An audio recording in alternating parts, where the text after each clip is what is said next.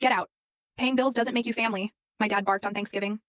For years, I poured my soul and my savings into keeping my family afloat, only to be constantly dismissed, criticized, and compared to my golden child. Brother. But this past Thanksgiving, that's when everything shattered, and I finally found the courage to reclaim my life. My name's Rachel, and I'm 28. On paper, I should feel like I've got it all figured out.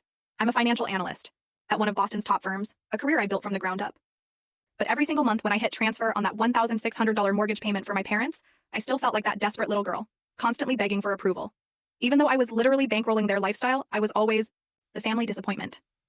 Meanwhile, my younger brother, Kevin, just floated through life, basking in praise he never earned. This past Thanksgiving, though, everything changed. Growing up in the Morgan household, you learned one brutal truth. My father, Harold, had expectations.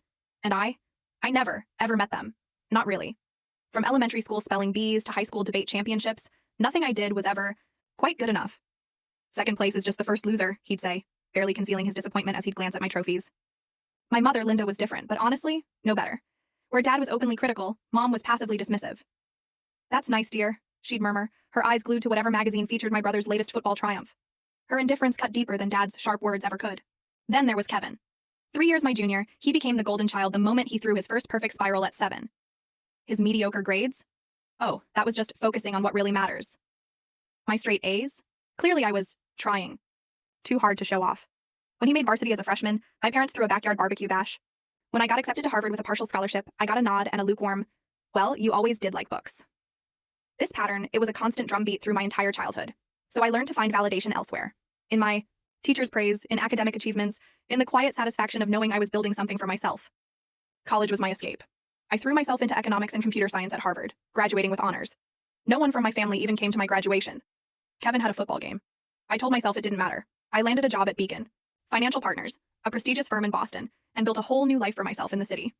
For 5 years, I kept them at a polite distance. Holiday visits, occasional phone calls, nothing too deep. Then, 3 years ago, everything changed. Dad called on a Tuesday evening, his voice uncharacteristically subdued.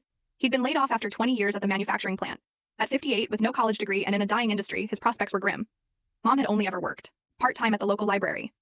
Their savings? What little they had was evaporating. The mortgage was 3 months behind. They were about to lose the house I grew up in. I had just received a substantial promotion. My new salary allowed for a comfortable life in Boston, with enough left over to build my savings and investment portfolio. Without even a second thought, I packed up my apartment and moved back to my hometown, renting a small place 15 minutes from them. I started paying their $1,600 mortgage directly to the bank. I covered utilities, groceries, car insurance, another $800 in additional monthly expenses. Full story on the channel. Link below. Click now and watch what happened next.